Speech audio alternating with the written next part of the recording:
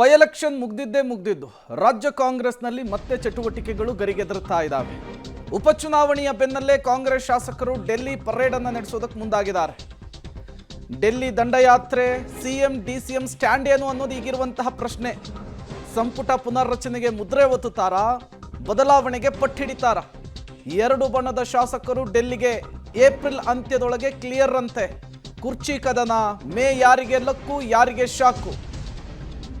ಮುಂದುವರೆದು ಸಂಪುಟ ಪುನರ್ರಚನೆಗೆ ಒತ್ತಾಯಿಸಿ ಡೆಲ್ಲಿ ಪರೇಡ್ ಕೈಯಲ್ಲಿ ಸಂಚಲನವನ್ನು ಸೃಷ್ಟಿ ಮಾಡಿದೆ ಅಂತ ಸಿಎಂ ಸಿದ್ದರಾಮಯ್ಯಗೆ ತಾವೇ ಮುಂದುವರಿಯುವಂತಹ ಆತ್ಮವಿಶ್ವಾಸ. ಡೆಫಿನೆಟ್ಲಿ ಪುನರ್ರಚನೆ ಆದರೆ ಇದರಲ್ಲಿ ಡೌಟೇ ಇಲ್ಲ.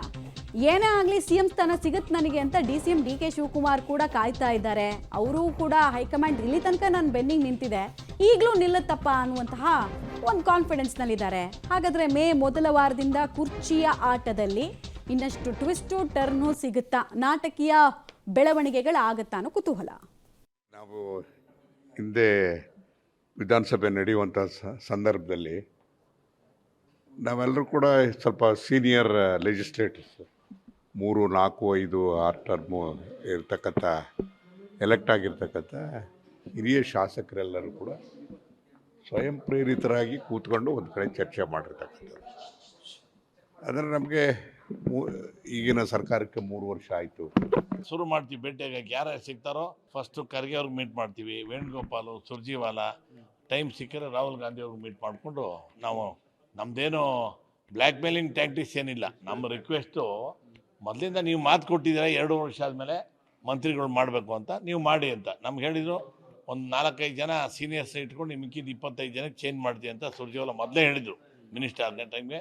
ಯಾಕಂದರೆ 4 ಸರಿ 5 ಸರಿ 6 ಸರಿ ಬರೀ ಆಗಿರೋರೇ ಆಗ್ತಾಯಿದ್ದಾರೆ.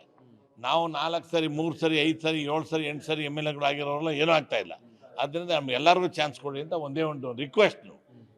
ಅದು ಒತ್ತಾಯ ಒಂದೇ, ಅಂದರೆ 2 ವರ್ಷ ಆದ ನಂತರ ನಾವು ಕ್ಯಾಬಿನೆಟ್ ಅನ್ಸಲ್ ಮಾಡಿ ಮತ್ತೆ ಕೆಲವರಿಗೆಲ್ಲ ಕೊಡ್ತೀವಿ ಮತ್ತು ನನಗಂತೂ ಖಂಡಿತವಾಗಿ ಕೊಡ್ತೀವಿ ಅಂತ ಆಗಿತ್ತು. ಅದು ನಾನು ಕಳೆದ ಸಾರಿನೇ ಮಂತ್ರಿ ಆಗಬೇಕಾಗಿತ್ತು, ಕಾರಣಾಂತರ ಕೈ ತಪ್ಪಿತ್ತು. ಆಗ ಮಾನ್ಯ ಮುಖ್ಯಮಂತ್ರಿಗಳು ಹೇಳಿದ್ರು, ನೆಕ್ಸ್ಟ್ ನಿಮಗೆ ಖಂಡಿತವಾಗಿ ಕೊಡ್ತೀನಿ. 30 ಜನ ಶಾಸಕರು 3 ಬಾರಿಗಿಂತ ಹೆಚ್ಚು ಆಯ್ಕೆ 3ರಿಂದ 8, 9, 10 ಬಾರಿ ಆಯ್ಕೆ ಆದಂಥ ಶಾಸಕರಿದ್ದಾರೆ ಎಲ್ಲರೂ.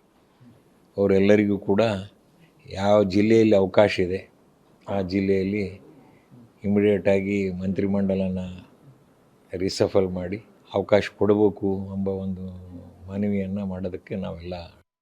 ನಮಸ್ಕಾರ. ನಾವು ಇವತ್ತು ಬೆಂಗಳೂರಿಂದ ದೆಹಲಿಗೆ ಬಂದಿರತಕ್ಕಂಥದ್ದು ಏನು 3 ಬಾರಿ ನಂತರ MLA ಆಗಿದ್ದಾರೆ, ಅವ್ರಿಗೊಂದು ಅವಕಾಶ ಕೊಡಬೇಕು.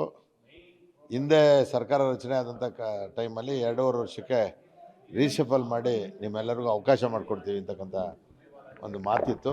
ಅದಕ್ಕೋಸ್ಕರ 3 ವರ್ಷ ಆಯಿತು ಮಾಡಲಿಲ್ವಲ್ಲ ಅಂತ